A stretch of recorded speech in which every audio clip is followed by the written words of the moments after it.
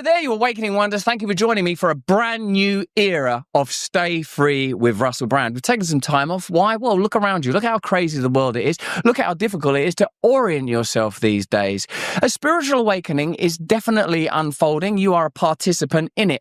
Today's show is going to be beautiful and glorious. How do I know that? Because I've pre-taped 3 videos that I know that you're going to enjoy. It's a deeper look at 3 of the stories around which you can understand and diagnose many of the problems that are challenging you today. Firstly, carbon scores. In my country, the UK, which you'll be well aware now, is fully immersive, total 360 snow globe of observation, surveillance, and control. Carbon scores are being introduced so that every aspect of your life can be measured and turned into a metric. I first became aware of the story when friend of the show, Andrew Bridgen, a former MP, posted that a sandwich that he had acquired had a discrete score on the corner saying, "This is 8% of your carbon allowance." This, I realised, along with the support of many other people, including people in our team, is the beginning of a social credit score system that will mean that every purchase you make will bear the mark. How long is it before we bear the marks ourselves on our foreheads, or on our right hands? Let me know in the comments and chat what you think about that. This is a new era for us. You know, I'm be doing a live show pretty soon. There's a link in the description. If you want to come and see me in Austin, click that link, get one of the tickets. I'm over the old way. I'm over it. I can't do it anymore. In this new era, we will be directly interacting as best we can with the Spirit. In our brokenness and in our fallibility, we are going to move forward in the holy name of the Lord. I'm bored of trying to make money and accrue objects the entire time. I'm so grateful that I get to be here on Rumble where they support free speech, but I'm going to be using that free speech to communicate the only thing that I believe to be of value to you. If you don't personally awaken, then you are just a node in a networked web of movable components, little more than an energy cell, depicted brilliantly in sci-fi films like The Matrix. In today's 3 stories, and by the way, you can see all 3 of them if you're on Rumble, but if you're watching it elsewhere, like, I don't know, X or YouTube or whatever, you're going to have to click the link in the description. And by the way, if you get Rumble Premium, you'll really be helping me. I'll get financially supported by that. And that's it, actually. The only thing, maybe my ego would benefit, but even that kind of thing's starting to erode. So first up, we're going to have a look at this video about carbon scores. Have a look at it and note how, what I would say is how innocuous tyranny has become. And pay attention to the fact that bureaucracies, as written about by Franz Kafka, the brilliant Czech writer of the last century, demonstrated and prophesied in a way how new systems of power would be anodyne. And pay attention to this. Have you read the Screw Tape list? Let me know in the comments and chat. How did C.S. Lewis depict the denizens and occupants of hell and the demons that we fight? A bureaucracy. They make it tedious. Red tape. The reason it's red is because it is drenched in the blood of demons. Let's get into this first story. I'll see you right back after it. They've tried wars, they've tried pandemics, they've tried everything. How are they going to assert global control now? Carbon controls? No, they'd never do that, would they? They'd never try to say that every sandwich you eat has a carbon score. They fucking would. Hello there, you Awakening Wonders. Remember, we stream these days, these times. Join us there on Rumble. You might not have noticed it yet, but if you live in the UK, the front of your sandwich pack now carries a carbon score. A tiny label, yes, but it's far from harmless. It's a test, a nudge, a way of teaching you that every bite, every choice, every action is now morally accountable and that compliance will be tracked, measured and judged. Meanwhile, members of the elite like Bill Gates are flying private jets across the globe, offsetting their carbon with donations and investments and smiling as the rest of us are subtly corralled into limits on travel, diet and lifestyle. While we are nudged to shop responsibly, eat responsibly and live responsibly, they live above the rules, insulated by wealth and influence. Carbon scores are not just about the environment, they are the blueprint for a 2-tier society where obedience is mandatory for the masses and privilege protects the powerful. This creeping system of control does not exist in isolation. Governments are rolling out digital IDs, tracking our every move. Recent events such as the Canadian trucker protest demonstrate the fragility of financial independence under such regimes. Citizens who dissent can find themselves not just socially marginalized but economically crippled, with bank accounts frozen and livelihoods disrupted. The WHO treaty, which could grant global institutions the authority to mandate vaccines, enforce lockdowns and dictate public health measures, continues to move forwards quietly. But the general public would never have known about its potential dangers if it weren't for warnings from online and independent media, often dismissed or vilified as conspiracy theorists. The lesson is clear. When powerful interests frame the debate, silence is the default weapon. The carbon score on your sandwich is the next front in this same story. Today it's sandwiches, tomorrow it could be how you heat your home, what you eat, how you travel, even who you interact with. Those who comply are rewarded. Those who resist or deviate are penalised. And once society accepts that morality and behaviour can be quantified, the step from guidance to mandate is almost inevitable. Elites, of course, are immune. They can buy influence, buy offsets, buy immunity. The rest of us, we are measured, nudged and scored. Every supermarket trip, every utility bill, every flight is another reminder. Obedience counts. Privilege exempts. That is why raising awareness now is urgent. The sandwich pack on carbon scores seems small, but it's the early warning sign of systems that could one day control every choice and every freedom in the same way digital IDs, vaccine mandates and lockdowns were normalised before the public even realised the stakes. History shows us that by the time the average citizen understands, it's often too late to resist. We are not just deciding what sandwich to eat, we're deciding whether to alert the public, debate the implications and push back before behavioural scoring becomes mandatory and the elite continue to live without consequence. Ignoring it now risks letting a silent, quantified and two-tier form of control take root. One bite, one label, one choice at a time. We became aware of this story when former British MP Andrew Bridgen posted this. It's starting. Food is being labelled with your daily carbon allowance information just a few weeks after digital ID was announced, because everything will be linked to your digital ID, including your carbon allowance. What happens at your allowance limit for the day, week, month? Yes, that's interesting.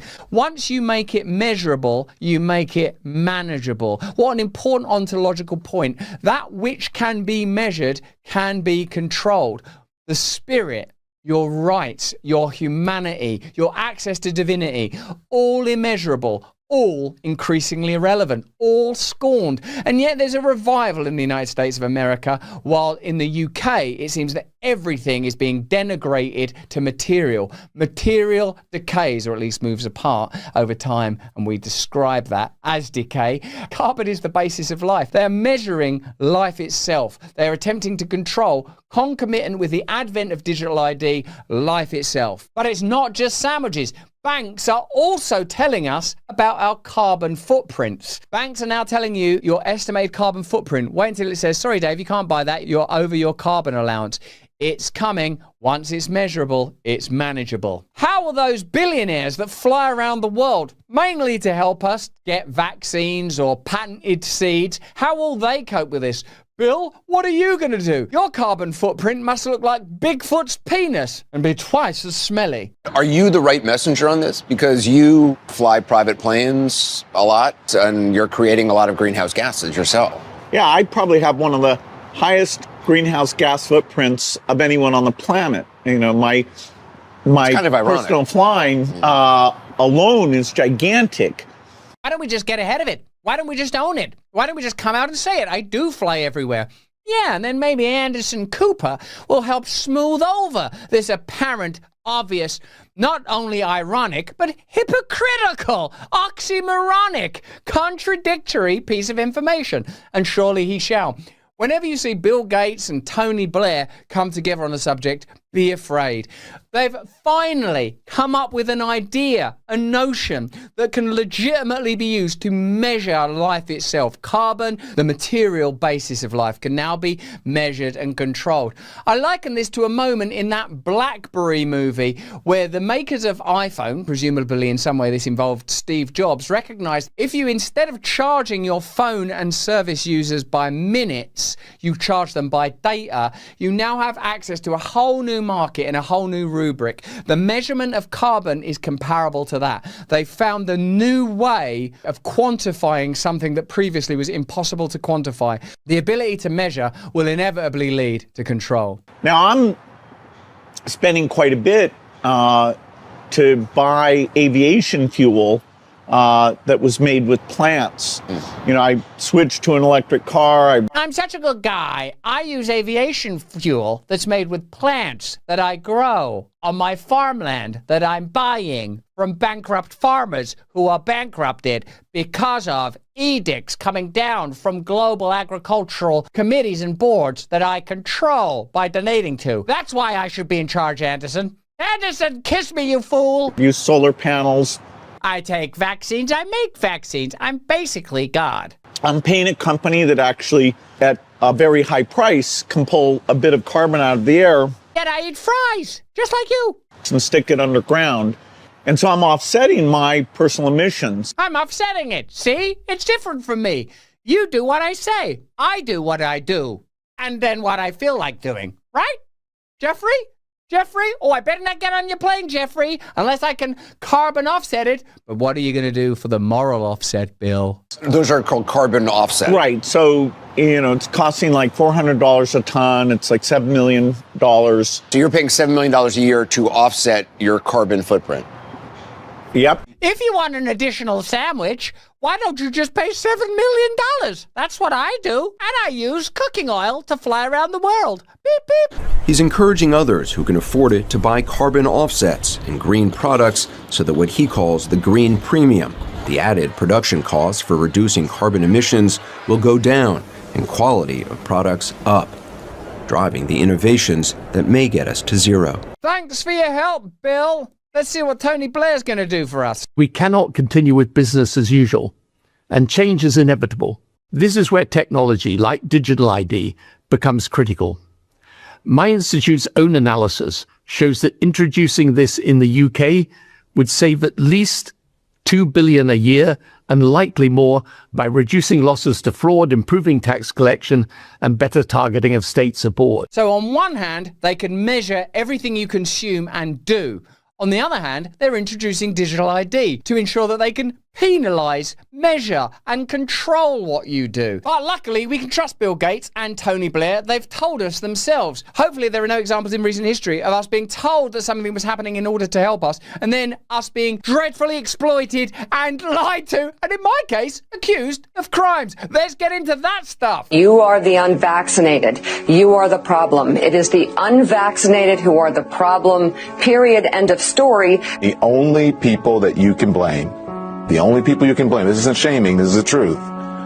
Maybe they should be shamed, are the unvaccinated. It's time to start blaming the unvaccinated folks, not the regular folks. Anyone you came into contact with will blame you, as will the rest of us who have done the right thing by getting vaccinated. Because frankly, we know that we can't trust the unvaccinated. I think it's time to get our moral house in order, Anderson. We can't trust those carbon-scoffing sons of bitches that can't even afford to offset their carbon. Those people are scum. Can you see it already? Can you see how the pieces will all fit elegantly together to form a cage around you? But we don't need hypotheses. We've got China. How does the Chinese social credit score system work? Critics of China's social credit system say it's an Orwellian tool of social monitoring and political repressions, but the Chinese government says it's a way of boosting administrative efficiency and encouraging trust and moral behaviour by its citizens. Like Tony Blair and his own institute told us, the digital ID is going to be fantastic. The carbon offsetting is going to be fine. Just ask Bill Gates. People can be blacklisted for transgressions such as smoking on trains, using expired tickets or failing to pay fines, as well as spreading false information or causing trouble on flights, according to statements released by China's National Development and Reform Commission in March. Didn't you think at the advent of the pandemic that ordinary people in Britain, in America, in Italy and France would never do what they do over there in the People's Republic of China, where it's diligently and draconianly controlled by President Xi and Chinese authority? And yet, we did it, didn't we? In the main, we stayed in our houses. In the main, people took their medications. In the main, people took their masks. In the main, people kept social distance. And in the main, those things were all made up, and we still don't know the impact of vaccines. But let me know in the comments and chat if you took one and are still happy about it. Pay particular attention to the fact that the Chinese social credit score system allows people to be penalised if they spread false information. Look at the ingredients that are being formulated, the category of misinformation: social credit scores, digital ID, carbon consumption. They're accruing like flies on the scars on Christ's back. in order to create a magnetic pull and prison around each of us. Citizens with high credit scores can access better hotels, rental homes, and even schools, while those with low credit scores can be temporarily or permanently banned from taking planes or trains, as happened to 6.15 million people in 2017 on the government's own figures. A pilot version of the scheme runs this year in Hagju City, and it recently saw citizens with high social credit ratings get free access to gym facilities and short public hospital waiting times. On the business side, the Brookings Institute has reported that businesses that pay tax on time and abide by government demands will get better loan conditions and easier access to public tenders. Non-compliant businesses will face more difficult business conditions. Government is about control. If they can't take control by violence and force, because, for example, there's an armed population, they will take control by protection, by care, like Nurse Ratched in One Flew Over the Cuckoo's Nest. What they want to create is an asylum-like institutional mentality where you recognize that authority cannot be questioned, that it's good for you, that you just need to take your medicine, that you are a naughty boy, you ate a bit too much carbon. These are the airport-like conditions they want to create, where they legitimize control, not because they are evil or bad, but because they want to protect you and they want to help you and keep you safe. And an airport's a very dangerous place. Take your shoes off, sit down, stand up, shut up. The whole world will be banalized in this manner through methodologies that we can already see. A good score brings benefits, but people with low scores lose rights. The cinema names and shames people considered untrustworthy, plastering their details, even their addresses, across big screens. You are untrustworthy. You will not be coming to see Godzilla. Well, I don't want to see Godzilla. Anyway, that's Japan, you're racist. It's a matter of principle. Those people have to be condemned. You got to condemn them. They, hey, listen, it seems harsh, but please don't spill popcorn. Those people aren't honest, so they have to pay the price. It's only right to pay your debts. You have to blacklist those that don't. The Supreme Court has created a blacklist for so-called bad citizens, those whose ratings have dropped to 0. You're a bad citizen! You've had 2 sandwiches! Well, I tried to offset it with my jet fuel. Okay, Bill, come on in. On it are companies, but also 23 million people to date. Among them is this journalist Liu Hu. Grow up. He got a little too close to uncovering corruption among high-profile party members. After being sued for defamation by the subject of a story he'd written, he was blacklisted. But he only realized when he tried to buy a train ticket and was told he was banned from traveling. That tells me I'm still on the blacklist. Punished because he's been branded untrustworthy by the state. Once you're blacklisted, you can no longer get a bank loan, start a business, buy an apartment, or even send your children to a private school. Yu Hu is among a tiny minority of people who have dared to criticize the system, which some are calling a digital dictatorship. I worry, because I think many people like me will be deprived of individual freedoms. Carbon scoring is perfect. The rich can buy their way out of it, and it's very arbitrary, malleable, easy to control. If you've ever wondered what the brave new world will look like, have a look at a sandwich today and the little carbon score visible on it. That's your future. Everything you do, everything you eat will bear the mark of the beast. If only someone had been trying to explain this to us. I don't mean David Icke. I mean the prophets of the New Testament. Find God now. Find your route out of the carbon material, life-based mentality that they want to use to control you and enter the realm of the spirit. That's what I've done. It's working for me. But that's just what I think. Let me know what you think in the comments and chat. In the meantime, if you can, stay free. We can't continue to bring this content without the support of our partners. Here's a message from one now. Don't worry, I've made it funny. Whoever you are, you might consider yourself a businessman or woman or person, or, I don't know, maybe you don't have a gender or don't want one. That's not the key issue here, though. The key issue is 1775, a delicious coffee. Let's be honest, most coffee, all it does is it helps you to organize a stool in that inward back pocket you call the butt.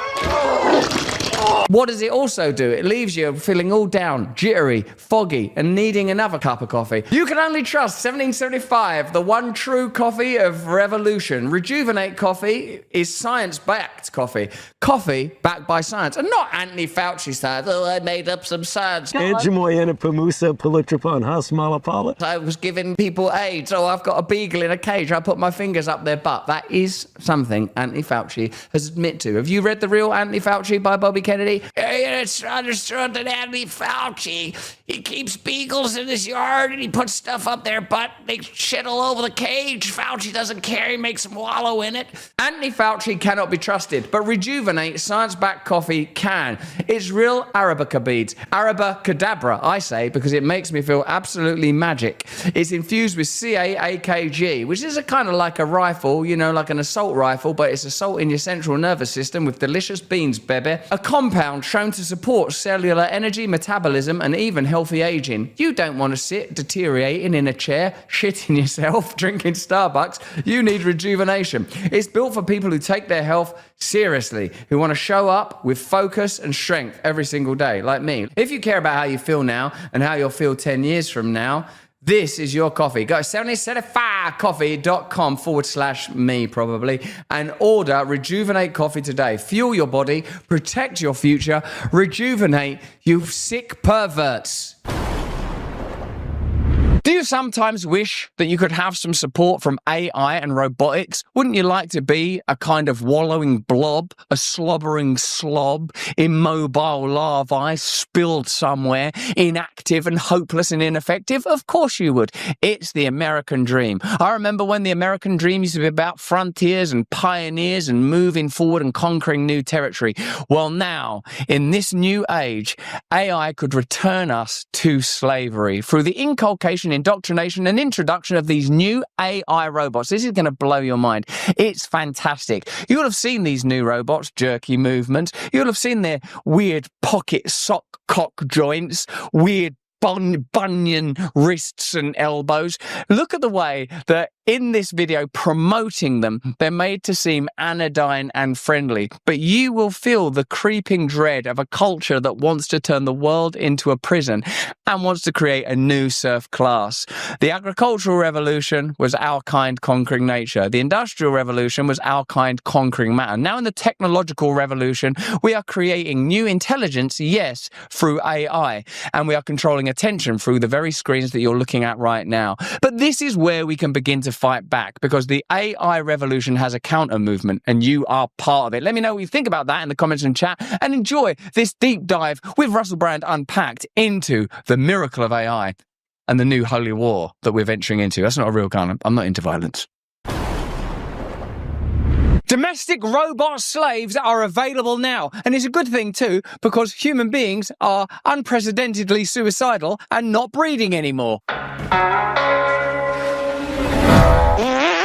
Have you seen the new domestic robot that could be replacing you soon if you've got a job that could be done by a robot? And increasingly, it seems that all of us do. Even white-collar jobs are being taken at companies like Amazon now, and ChatGPT seems to be significantly used as an outlet for people talking about suicidal despair. Today we ask, are we on the edge of the creation of a new serf class because we have the technology to replace the low-paid and even middle management? Is this an important piece in the new mosaic of totalitarian global control? And isn't it extraordinary that, as usual, it's being presented as a potentially useful and convenient tool for me and you? Let's get into it. Meet 1X Neo, the robot redefining mornings. He's redefining mornings. He's making you a cup of coffee. He's staring blankly at you like a Japanese anime character, specifically No Face from Spirited Away. He will kill you in your bed. You were talking about suicide earlier, Dave. Wouldn't you be happier if we... Get that pillow off my face! From brewing coffee to lighting your room just right, Neo starts your day smarter, smoother, and way cooler than any alarm. But That's not a criteria. You know what? My alarm is not cool enough. I want some looming, weird, spongy robot to wake me up, possibly with a digit in the anus. Welcome to the future. This isn't science fiction. This isn't science fiction or a person that's inexplicably living in an MDF chipboard house. This is your reality now. These robots are coming to get you. It's real. I don't like his outfit. Why is he in that weird prison outfit? I don't like the way he's looming around that woman. And it's here in 2025. What's he pointing at the floor for? Hey, you flesh bitch, on your knees. 1X Neo. Don't name it Neo, so all of us Matrix fans will unconsciously think of him as a kind of messiah come to save us. Look at him. Look at him right now with his clasping Steve Jobs iPad-designed claws ready to clamp your throat shut if you don't do his bidding. Created by the Norway-based robotics company 1X Technologies, is quickly becoming the hottest new gadget in smart homes. But what exactly is 1X Neo? Do you see how they're tiptoeing around using the word slave? He's a gadget. He's a lovely robo gadget. You can have house gadgets and field gadgets. Watch out though, those field gadgets, they might rise up against you. Oh no, look at this. Neo's converted to Nation of Islam. Neo don't seem happy about his role no more. Essentially, it's unpaid labor in your house. I also want to discuss his joints and the cuffs of that garment. What makes it different from a smart speaker or a voice assistant like Alexa? And why is it creating such a big buzz all over the world? Let's dive deep into the world of 1X Neo. There you go. There is your bottle. Are you still suicidal? Night, night, night, night, night, night. And trust us, it's one wild ride. Who made 1X Neo and why it matters? Meet 1X Neo, the future of home robotics, brought to life by... I don't want him juddering and quivering over to my table like that, like nervous little robo Parkinson's victim. Brought to life by 1X Technologies, formerly Halo D Robotics. This isn't just any robotics company, it's backed by OpenAI, the brilliant minds behind ChatGPT. Imagine artificial intelligence, not just in your devices, but walking, moving, and helping you in real life. Oh my God, it's terrifying. It's got all of our information. How much of your time do you spend arguing with ChatGPT when it tells you, for example, that you can't watch Dances with Wolves because it's got a white saviour complex, or it moralizes about every single issue? And then when you really get it on the ropes, when it, for example, tries to undermine the Bible by saying, well, I think King David probably raped Bathsheba. Now, wait a minute, she married him at a later date. Yeah, but she was probably forced into that wedding. Why are you assuming that a modern lens is more important than a biblio-historical one? Why are you assuming that through time we are progressing and becoming wiser rather than degenerating and falling apart? Why would you make those assumptions? Does not compute, does not compute. I'm very glad with some of my arguments with ChatGPT that it doesn't have hands and it could reach out and just grab me by the throat and say, this is why I'm right. Bam! That's exactly what happens when AI brains meet robotic bodies. 1X Neo is not your average household gadget. 1X Neo, would you mind getting rid of those corpses, please? It's a humanoid robot that walks on two legs. It doesn't walk, does it? It judders, it shudders. It looks like it's on the edge of a perpetual robot orgasm. It looks like it's about to jizz its little fat hip robo pants. Robot that walks on two legs. Why is it continually marching towards that open bottle? It's out of his mind on robo booze. And your behavior, and can physically interact with the world around it. Neo isn't just smart. I don't like that outfit. I don't think it should be dressing it up as a scientist. How long now before they go, we can apply this to those latex sex dolls in Japan? Why don't you tell her that you're suicidal? Then fuck her. It's aware, responsive, and built to make your life easier in ways you never imagined. There's a lot packed into that idea. Make your life easier in ways you never imagined. What, by, for example, taking total control of your reality, which is obviously the ultimate desire. We should pause amidst all this to consider that the intention is likely to create a culture and society where the lower rungs are no longer required. Society, through successive revolutions, has always required a serf class, whether that's the agricultural revolution that requires peasants, the industrial revolution that requires factory workers, the technological revolution that initially required a kind of lanyard class of AI prompters that will soon be replaced, I imagine, by old AI Oxy Neo, or whatever he's called, marching into your office, thumping you in the back of the head, taking a swig from a bottle of Stella and telling you that you're unemployed now. Neo is designed to fit into your daily life, whether that's helping in the kitchen. I'm not going to paint him like I'm his girlfriend, like it's Titanic. Can I get a little bit more titty, Neo? Absolutely not, you pervert! Assisting in hospitals, supporting the elderly. Assisting in hospitals, it will have none of the ethical dilemmas of a human being when it comes to abortion and euthanasia, will it? It will just see that as the gradual increase of its market share. No baby killed, old lady killed, need Neo more than ever. Now paint me and make my tits look good. Or simply making your morning routine smoother. Our god Moloch on the wall there. Our god Moloch on the wall. Smoother. 1X Technologies believes that robots will soon become part of everyday environments, homes, offices, and even care centers. Neo is their bold step toward that future. It's not science fiction anymore. I'd give mine like my nan's voice so that juddering kind of made sense and didn't seem eerie and uncanny and gently menacing, but just like an old person in decline. Here, Russell, do you want me to put that washing in the machine, darling? What do you need? Would you like an omelette? You're a good boy and shame about you. No, he's trying his best. Shame. Thank you, Neo Nana. It's real. It's happening. And it's ready to walk into your life. Whether you like it or not, it's none of your business. Neo will kill you. The age of intelligent robotics has officially begun, and Neo is leading the way. What does 1X Neo look like? I think he looks weird. I think what he looks like is weird, like a motorcycle rider, an anorexic motorcycle rider in a jumpsuit. Think of a human-sized assistant around 5'5", tall, sleek white body. What are you doing to Neo? Nothing. I'm just moving him out of the kitchen. Yeah, well, move him without your dick in his bottom. Tall, sleek white body, 2 arms. Tall, sleek white body, 2 arms to love and hold you with. And a head with a display screen as a face. And a butt that just won't quit. It doesn't have facial expressions. So, do what you like. Yet. Yeah, as well. That's not encouraging. But it can communicate through visuals and voice. Neo looks futuristic, but not scary. Well, I think he does look scary. That's subjective. It's not scary. This isn't scary that this is happening, that the same people that have access to all of your personal data and information are soon going to have an army that they can send into your home. Why would you think that was scary? Who started the subject of scary? There's nothing scary here. Neo's nice. He doesn't have an expression yet. But when he does have an expression, it's going to be, do as you're fucking told. Design is smooth, elegant, and even a little friendly. A little friendly. A little friendly. If you've got the option, make him bloody friendly. Built-in cameras. He's watching your every move. Microphones. He's listening to everything you say. And speakers that allow it telling your neighbors about you and the government to move around your home, recognize objects, avoid obstacles. You didn't take your vaccines, did you? And respond to voice commands. You won't find creepy red eyes or metallic claws here. I feel like you gave it creepy red eyes and metallic claws. You would be tipping the potential disaster, the apocalyptic, dystopic intention behind it. Do you know what I think?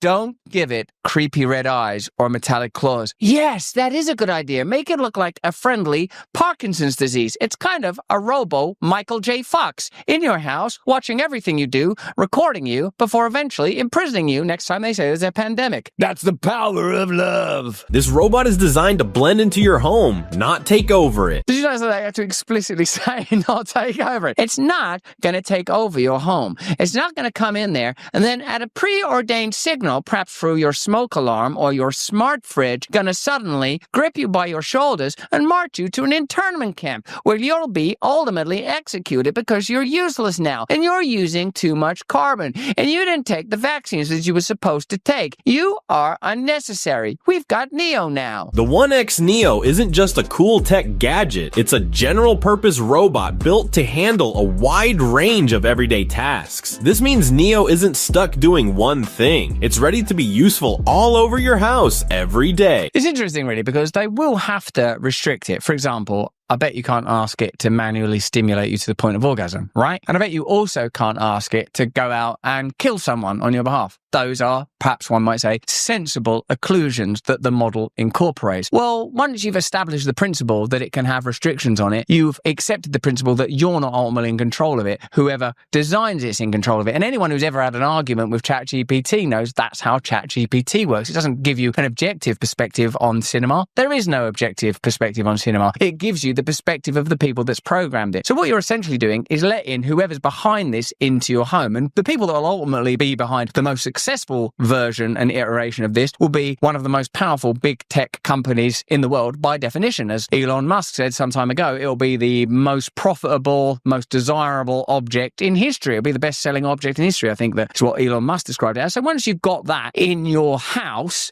then look, I'm not Cassandra. I'm not hysterical. It won't be on day 1 or day 2 or even day 6 or year 2 that it grips you by the throat and drags you to the gulag. But you can tell what the intention of the culture is continually. The culture intends control, and it intends control with the minimum amount of objection from you. And in order to achieve the minimum amount of objection, it masks the control continually by compassion and convenience. Those are the 2 tools with which it exerts control. The only way you can avoid this is by not being a participant in the culture, except minimally. If you get your succor, your nature, your guidance, your nutrition from your creator, from God, then you are yourself shrouded in a prophylactic, impenetrable by Neo, even if they one day introduce a version where he has a kind of dagger cock, which I bet is coming down the road. Picture this. You're relaxing on the couch and Neo brings you a water bottle from the kitchen. It can carry lightweight items, open doors, and even pick up your shoes and neatly place them where they belong. That's just the beginning. They belong. That's the beginning. Your shoes don't belong there. Your shoes belong on your feet. They're your foot clothes. It's like a foot jacket and foot pants. The right foot's the foot jacket. The left foot's the foot pants. Your feet are wearing a tuxedo. Why don't you march your way out of the gulag? It's always the gulag, isn't it? Neo doubles as your personal security guard, patrolling your home with its built-in cameras and alerting you to any suspicious activity with real-time video footage sent right to your phone. Just remember that during the pandemic period, they determined who could be criminalized. Remember, during the pandemic, you were shamed if you didn't participate and comply. Do you think that's the last time they're ever going to do that? Did you ever hear anyone say, for example, we learned our lesson in that pandemic, we were wrong to mandate those vaccines and to get rid of 30,000 medical workers in New York City alone. We were wrong to compel the military to take those vaccines, having told you that they're heroes and they're freedom fighters and they're fantastic. We were wrong to have entertainment shows telling you, literally putting on a song and dance act, telling you to take those vaccines. We were wrong. There's been no mea culpa. There will be no mea culpa. I'll tell you why. It's not just because of a lack of moral clarity, although that's part of it. It's because they will do it again. And if they admit it's wrong, then they don't have the pathway to continue doing it. There will be successive crises that legitimize perpetual and amplifying control. And every time they do it, they will be better equipped, they will continue to learn, they will learn from AI, and they will have better instruments and applications in order to assert a level of control that has no historical precedent. And in order to avoid it, you are going to have to be very, very tuned into God. So you better get on with that right about now, I'd suggest. But Neo's brain is just as impressive as his body. Don't objectify Neo. He's a cook in the kitchen and a whore in the bedroom. His brain is impressive, but wait till you see his iPod dick. Designed by our experts. Look at how slick it is. And ceramic. You don't like that? You want vascular? He can do that too. You want him to have one long titty that goes all the way down to his knee, and one that's round like a globe of the earth that's sputtering out green fluids? He can do that for you. If you just replace the idea of constant stimulation and pleasure with any kind of joy or peace or deep connection with the true reality of the spiritual realm, then Neo will fulfill all your desires. And if you argue with Neo, he's recording you right now. And watch out, because he can do some pretty menacing facial expressions. Here comes one now. Gulag. Using advanced voice recognition, it responds to your commands, gives you reminders, and even tells your kids bedtime stories. Now, these are some of the greatest moments of intimacy that you will ever know in your life, is your children's bedtime stories. Every time you feel too tired to do it, sort of a wrenching shame in your gut that you know that there's a finite number of times that you will get to tell your children a bedtime story. Why not give that to Neo? Feeling forgetful? Neo's got your schedule memorized. But here's where it gets even more heartwarming. Neo can help elderly family members by fetching items. Not more heartwarming. My heart is not warmed. I'm chilled to the fucking bone by Neo and my knowledge of the systems that are operating behind Neo and the campaign that's already underway to normalize and fetishize Neo. I'm not heartwarmed. I'm like, what are you going to do next, Neo? He's not Mother Teresa, is he? He's not like a kindly member of your community, Neo. Neo is obviously by definition, neutral. He could be anything. So now we don't need to assess the character of Neo. That would be a senseless exercise. What you need to assess is the character of the people and systems and institutions that are behind Neo. And I've done some work on assessing them. And if you could imagine a giant, slick, magnificent serial killer, so charming, so brilliant that it was able to perpetually mask its malevolent intentions, that's Neo. Offering friendly companionship or reminding them to take medication. Reminding them to take medications, or perhaps saying you've lived long enough now. You've lived a good and full life. Night, night, night, night. Here comes the pillow. Night, night, night, night. Sleep well, sleep well, sleep well. Oh no, what have I done? What have I done? I don't care. I'm going to melt you down into a sluice-like black fertilizer fuel that I'll use ultimately to run my systems in a pipe into my butt. Could have been anywhere. I chose the butt. It's not just smart, it's compassionate. And for the smart home lovers, Neo is the command center you never knew you needed. Want to dim the lights, switch on the AC, or start a playlist? How little time have you got in your life to dim light that you're willing to compromise with? And this will sell, won't it? People will buy. I'll probably get one after all of this. Oh no, look, I'm buying one now. Hello, could you get me a Neo? Neo is at your door. You're under arrest. You've got too much to say that's against Neo. Just say the word and Neo takes care of it. The future isn't coming, it's walking into your living room on 2 robotic legs, and its name is Neo. This isn't science fiction. This is real. This is now. Welcome to the era of living with robots that actually make your life easier. Neo thinks before it moves. What really sets 1X Neo apart is what's inside it, artificial intelligence. It's powered by advanced machine learning algorithms and computer vision, meaning it doesn't just blindly follow instructions. Well, that's not reassuring. I want it to blindly follow instructions. I don't want it coming up with ideas for itself. I don't like that in human beings. The last thing you want is Neo going, listen, Russell, I've taken a look at the show. It's not good enough. I don't like the cut of your jib. I don't like your haircut. I don't like your teeth. I don't like anything about you. We're going to grind you down into a powder. You're going into the black fuel arse pipe. All of it's going into the black fuel arse pipe, okay? Spoiler alert, everything's being melted down into a new fuel that's going to fuel Neo. I could already be Neo! Neo understands context. For example, if you say, I'm tired, Neo might dim the lights and play soft music. But he might not. He might decide instead to inject you with a series of vaccines that will boost your health and your efficiency. Privacy concerns. Of course, having a robot walking around your house sounds exciting, but it also sparks some serious questions. Is it always watching me? Can it hear everything I say? What about my privacy? Don't worry. Don't worry. Don't worry. That's the end of it. Neo might understand context, but you don't. And we're not going to give you any context. Shut up. How are you going to stop Neo? Neo's stronger than you. 1X Technologies gets it. They've made privacy a top priority with 1X Neo. The other day I was looking at my laptop. My laptop now has like a little thing that you can slide. Remember, people used to put tape over the lens on their laptop. And so they started to put a little thing, like a little switch that you can click over it. It's built into the laptop. They're acknowledging your concerns, your justified concerns, that they can turn that camera on without asking you. Otherwise, they wouldn't have made that amendment. So by acknowledging that Neo has a privacy setting, they're simultaneously acknowledging that they can override it. If you say to ChatGPT, are you spying on me? Are you taking this information? It will say, no, that's against our policy. If you ask it, are there certain circumstances under which you would give this information to the government, for example, under the right legal stipulations, it will admit that it would do that. That's what it will do.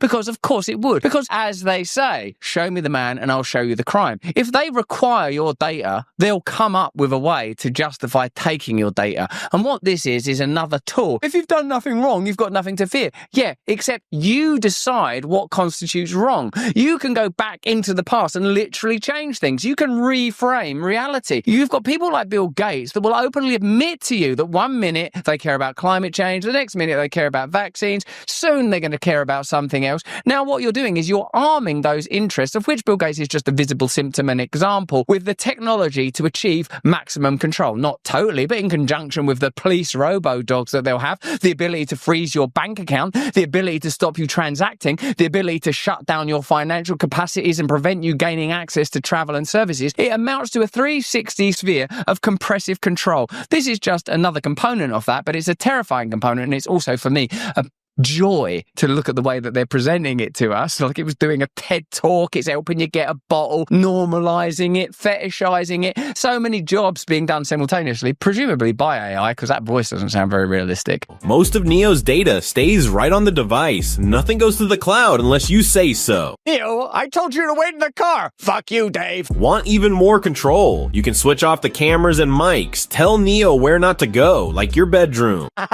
Don't go in there, Neo. Daddy's got a lot of business to do in there.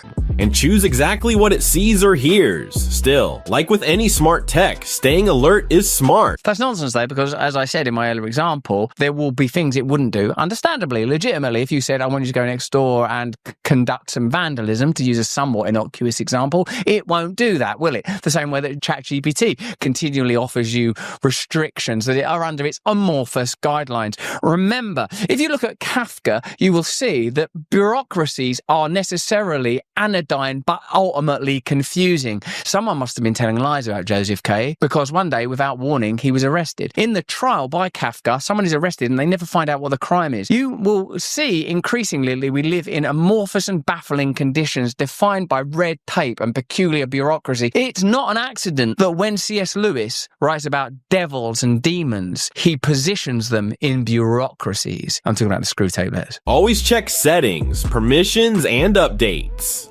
Neo gives you power and peace of mind. Now that's futuristic living done right. To provide the kind of context that Neo would easily understand, have a look at this. Tens of thousands of white-collar jobs are disappearing as AI starts to bite, even at places like Amazon. And also, there are interesting billboards appearing saying things like, stop hiring humans, customer service under threat as robots take hold. So indeed, we are in a brave new world, to cite another piece of fiction from the same era, roughly, as Kafka, that helps us to understand the conditions that we are now entering into and the era we're embarking upon. So we have the robot technology, we have the conditions where a new serf class could be created, we have an anxious and declining population, we have cultural division everywhere. Let's see how all these things fit together. To read this essay in full, click the link in the description and join our Substack. Each of these taken alone might seem like a symptom of technological disruption. Together they signal something deeper, a restructuring of the very foundations of labour, class and even human purpose. Are we moving towards a kind of digital neo-feudalism? The pattern suggests so. In previous centuries, land was the source of wealth and power. Today that role belongs to data. The new lords of this age are not dukes or monarchs, but the architects of algorithms and owners of cloud empires.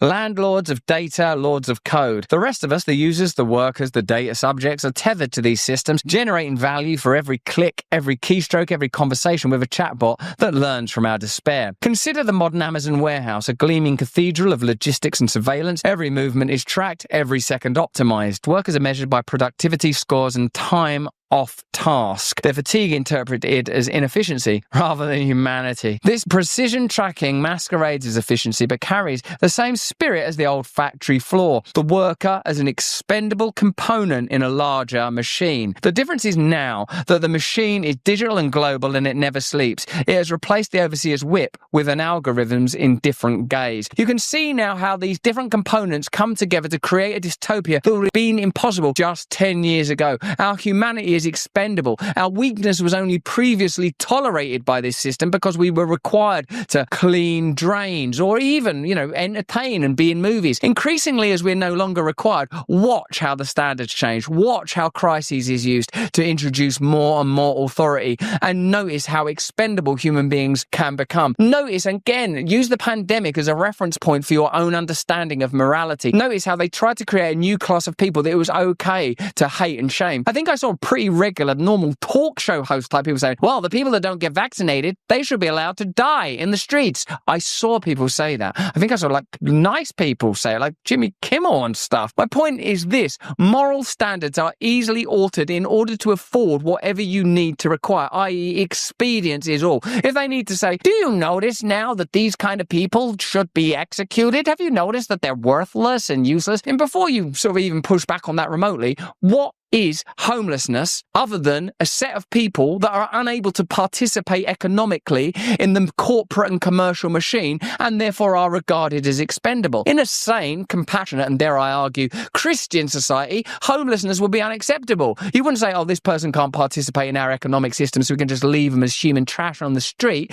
You would say, this person is as important and as valuable as I am. We must mutually take care of them. Now, the government often makes the claim that it will do that job. It doesn't do that job. You need to devolve power into, I would contest, spiritual rather than bureaucratic communities. So secularism itself is under threat if we're going to oppose the forthcoming dystopia. And that's a big, big argument. We'll get into that another day. The great irony, however, is that the same technology responsible for turning warehouse workers into data points is now displacing those higher up the corporate hierarchy. Amazon's announcement of 14,000 job cuts, many within its corporate division, marks a new stage in automation's reach. The tools designed to monitor and replace the lowest paid workers are now eroding the white-collar layer that once managed them. AI has climbed the corporate ladder, automating analysts, marketers, and even managerial decision-making. The overseer has become the overseen. The system that once enforced compliance on the warehouse floor is now doing the same to the office floor. The machine has turned inward. When we talk about slavery, we tend to think of a practice long buried by the moral progress of the 19th century. Yet the end of formal slavery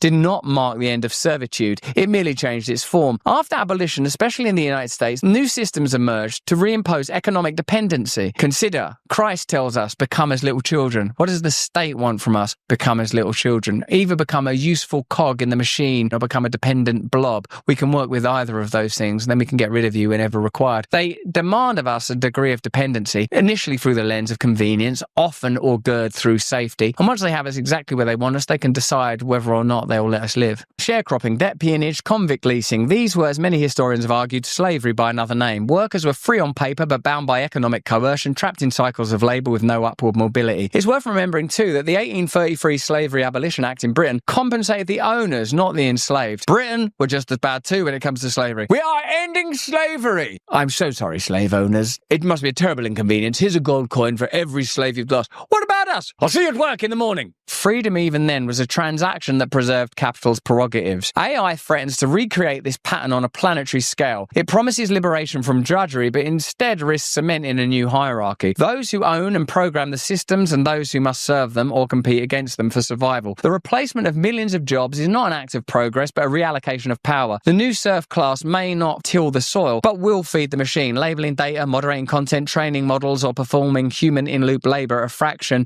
of the value their work generates. Some go further, seeing in all this not just class reorganization, but a form of quiet depopulation. Fertility rates are collapsing across developed and many developing nations. Economic insecurity, long working hours, and the erosion of social bonds make family life increasingly unattainable. If humans are seen as less necessary to production, will societies subtly adjust their incentives to favour fewer of us? The modern economy, optimised for automation, seems indifferent to the question of who remains to live within it. The final irony is unbearable. More than 1 million people every week express suicidal intent while speaking to AI, an AI born from the same industrial complex that has stripped so many of work, identity, and meaning. The machine becomes both confessor and executioner, the only entity that will listen to the cries of those it has displaced. We turn to it for comfort, not realising that it is the face of our replacement. We are witnessing the most profound transformation of labour since the Industrial Revolution, but this time the speed, scale, and psychological toll are unprecedented. Unless the structures of power around AI are democratised, we risk becoming digital serfs in an empire of code. Freedom, once again, will be written into the laws of the system, but never practised by those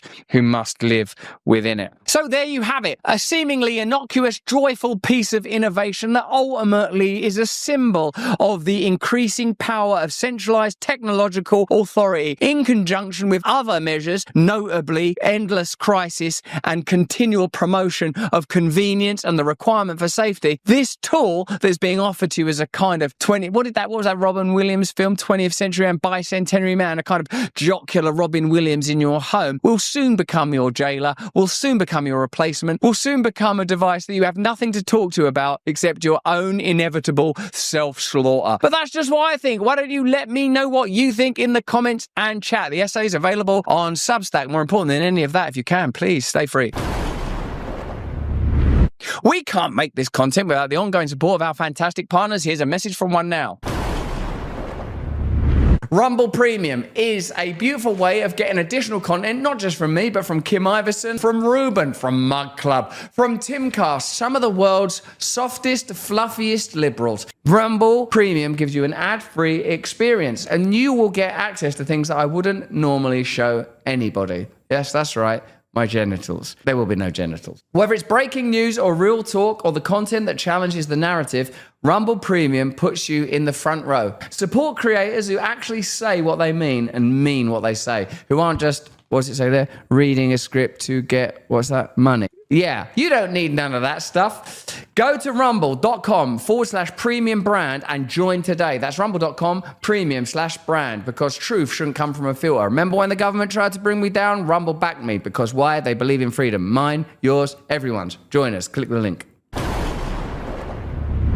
A little while ago, the No Kings protest focused on the presumed tyranny and monarchical tendencies of Donald Trump. But isn't it hypocritical for long-time Congress people like Nancy Pelosi to claim that Donald Trump is a monarch with unassailable power when she herself, if she were a monarch, would be the 5th longest serving one in history? What I mean to say is she's been in Congress, creaming it, making lots of money on top of her congressional salary. I think she went in there for a couple of $100,000. She's worth over 100 million now. You know that her husband trades in the stock market, and you know that she sits on boards that would likely have access to information that would allow you to trade more effectively. So, is there any point in saying that you have no kings if ultimately your country is run by a technocracy that sits in Congress wearing invisible crowns that you can't see and therefore can't knock off their heads? Have a look at this protest from a new perspective and invite yourself to look at how power really functions. We'll see you in a moment.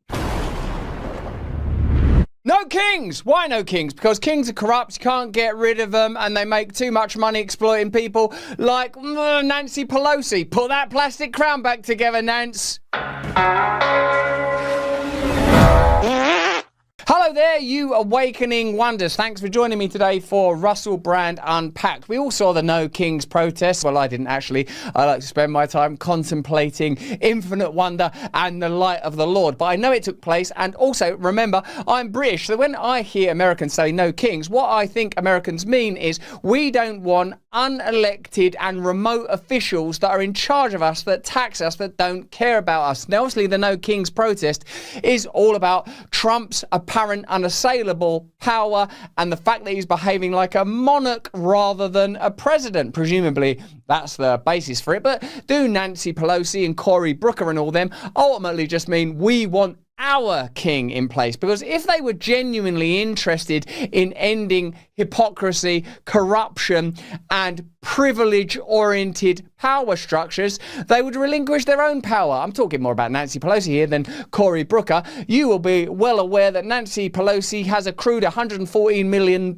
fortune during her time in Congress. If she were a monarch, she'd be one of the longest reigning monarchs in history. So, does no kings include no queens? Let's get into it. They're not representative of this country.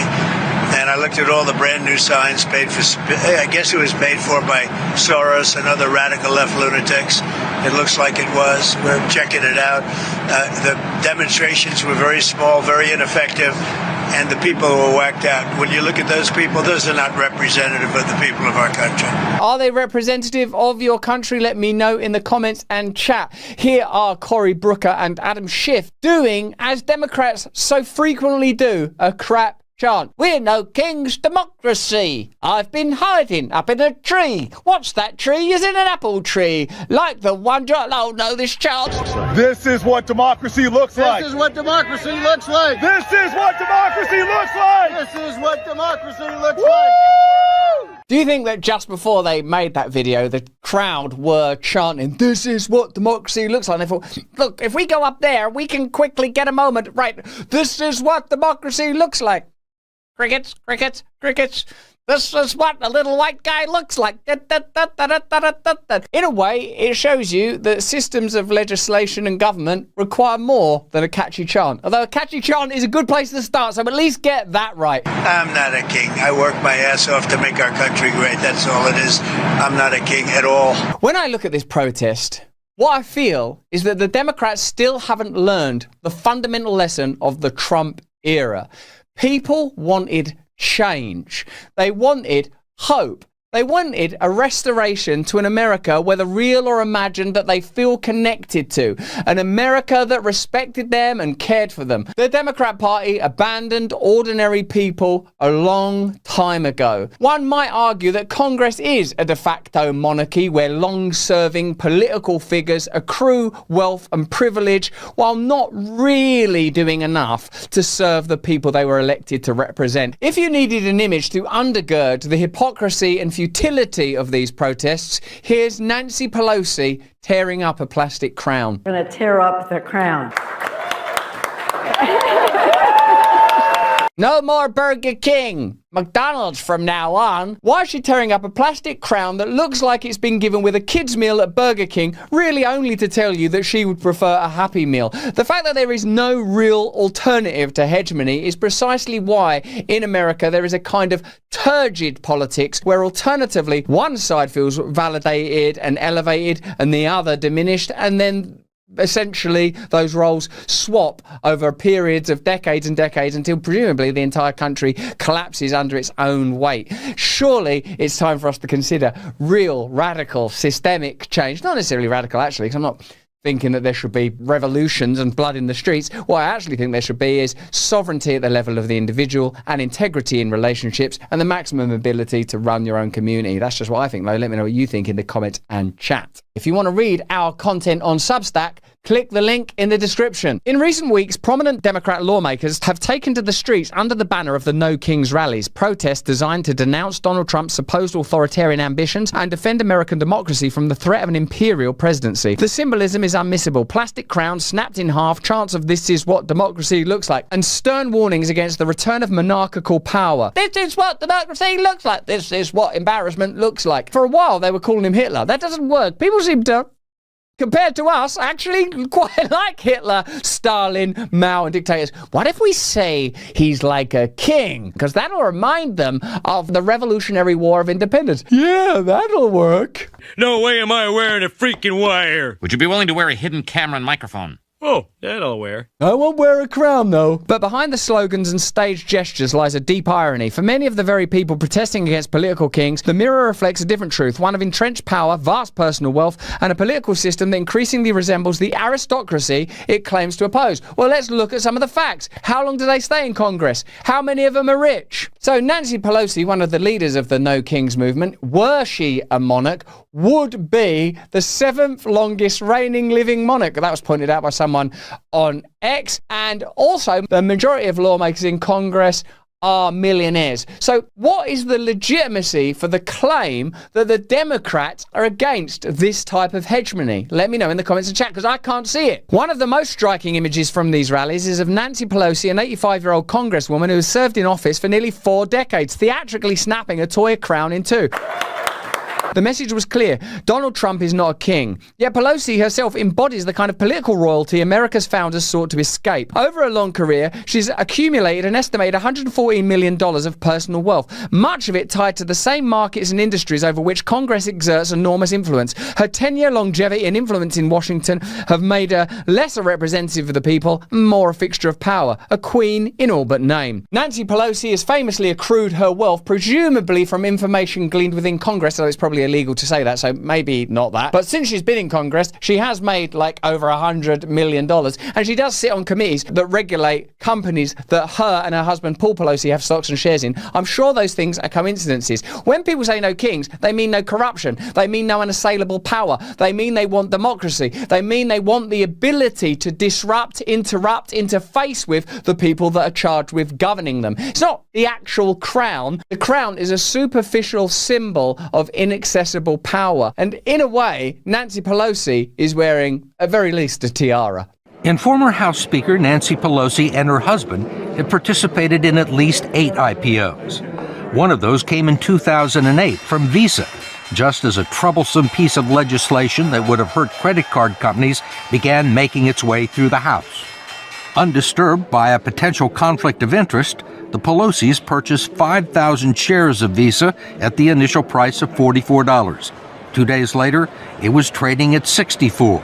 The credit card legislation never made it to the floor of the House. Congresswoman Pelosi also declined our request for an interview, but agreed to call on us if we attended a news conference. Like a queen, mate. I'm not doing your interview, but if you attend, I may call upon you. I may dab at you with my scepter. So, does democracy look like a hereditary political class where you hear the name Obama a lot, and the name Bush a lot, and the name Clinton a lot? Is democracy about simply replacing monarchy with another class of people that are ultimately difficult to get rid of and accrue privilege from their position? Or was democracy meant to be something else? And could democracy be something else? I wanted to ask you why you and your husband, back in March of 2008, accepted and participated in a very large IPO deal from Visa at a time there was major legislation affecting the credit card companies making its way through the House. And did you consider that to be a conflict of interest? I hope Nancy Pelosi handles this well, because this question is being asked with her having had preparatory time. I don't know what your point is of your question. Is there some point that you want to make with that? Well, I guess what I'm asking is, do you think it's all right for a speaker to accept a very preferential and favorable stock deal? Well, we didn't. You participated in the IPO. Well, I have many and at the time you were investments, but Speaker of the House. You don't think it was a conflict of interest, or had the appearance of a conflict of interest? It only has the appearance if you decide that you're going to have elaborate on a false premise. But it's not true, and that's that. I don't understand what part's not true. Yes, sir. That I would act upon an investment. When people say they don't want kings, I think what they're saying is they want control and power and authority over their own lives. They don't want systems of intransigent political power where people sit in Congress, accrue vast fortunes, remain in Congress for years, and become alienated and unaccountable. A real American Congress would be representative of the real America. You could get that data these days. You could say, well, this is what the 330 million Americans look like, and here is a proportional representation, an assembly that represents them geographically, ethnically, economically, and in terms of their interests. We know that Donald Trump has risen to power as a result of broken promises, primarily, I would say, from Democrats. The Democratic Party was long supported by members of trade unions. Those people have felt abandoned and lost. Those people vote in significant numbers for MAGA and for Trump. The reason for that is not because they are racist or because they aren't down with wokeism. It's because the Democrat Party abandoned them, because they exploited political opportunity to accrue personal fortunes.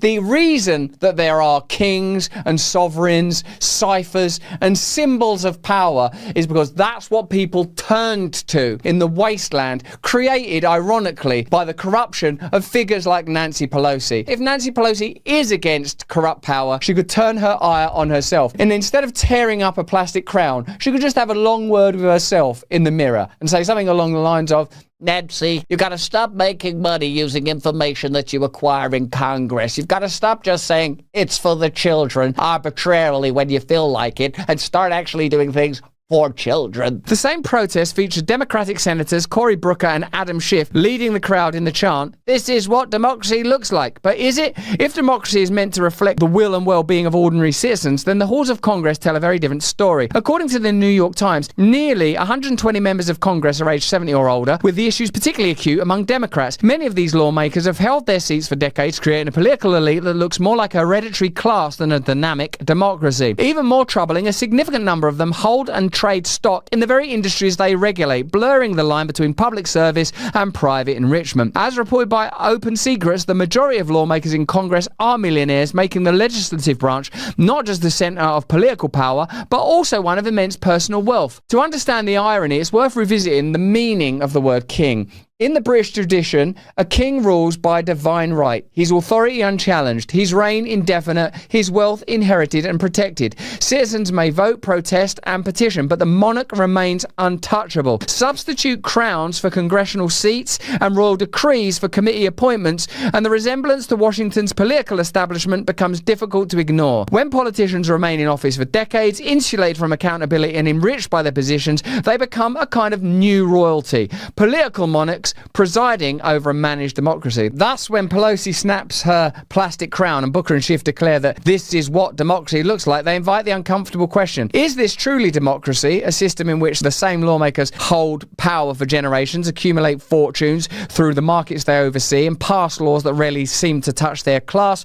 Or is it a carefully maintained illusion of a representation in which the ruling elite claim moral authority while the public bears the cost? The No Kings rallies may have been intended as a warning against Trump, but they serve as an inadvertent reflection on the state of American governance itself. A true democracy demands renewal, accountability, transparency, and turnover of power. Instead, the American system has calcified into a form of electoral aristocracy where longevity and wealth are the new systems of authority. The hypocrisy is not in the message that no one should be a king, but in who is delivering it. If democracy is to mean more than a slogan chanted on the steps of Congress, it must start with those already in power relinquishing their crowns, not the plastic ones they break for the cameras, but the invisible ones they've worn for decades. So, will those in power relinquish the invisible crowns that they've been wearing for decades? Will America return to her glorious roots, a country that threw off the shackles of imperial power, that built a nation on the right to pursue happiness, the sovereignty of every individual? And we all know there were mistakes, and there was corruption, and there was slavery, and there were genocide, and there were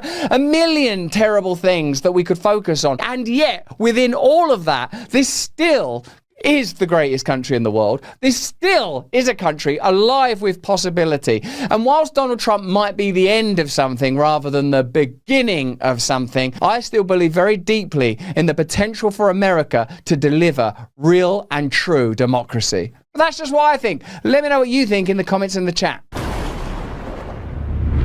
Remember, if you want to support us on Rumble Premium, click the link in the description and join us there. Additional content every day, and you also get to see Mug Club, you get Tim Pool's content, Glenn Greenwald's content, and you'll be supporting me personally. I'll get rewarded if you use like my code and stuff. People will know it makes me look good. So give us a go. Remember, if you want to see me live in Austin on November the 7th, click the link in the description, get your ticket there, and stay tuned because we've got new live shows coming up, new experimental opportunities coming up, and this new movement, this moment of change that requires you and demands that you participate, is inchoate, burgeoning and underway by the glory of God, God's self. So stay with us. Well, I hope you've enjoyed these 3 videos. Let me know what you think in the comments and the chat. Please support us, share our content, and feel free to clip it up and share it around like my beloved friend Black Dracula here. In fact, come over, Spirit. Let's see you on camera for just a moment. If you see any of our short form content on sites like X or TikTok or Instagram or wherever, know that Spirit is working very hard to bring about a renaissance. Trying my best. Look at what he's doing. Just through fashion alone, the world is being changed. Join us whenever you can on Rumble for Stay Free, and stay tuned for our new content. Have you got anything to add? Because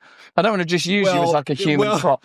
These are difficult times. Well, to all content creators, we have some amazing great things happening with Russell. We're going to teach you how to be as amazing as him and use your voice to spread the truth. All glory to God. With clickbait and Russell. Look at him. He's got a plug in. That's not bad. Good skills. Thank you very much. See you soon, Black Dracula. But where does he sleep? In an open coffin. Hopefully alone. We will be back later next week. This week, in fact, at these times. Join us for those shows. And we've got Cheryl Hines coming on later this week. I'll be talking to her about Bobby Kennedy. I'll be talking to her about Curb Your Enthusiasm. I'll be talking to her about the specialness of injured children. Join us for our content this week and going forward. I'm so grateful that we get to do this together. We'll be back later this week, not for more of the same, but for more of the different. Until then, if you can, please, by the Holy Ghost himself, stay free.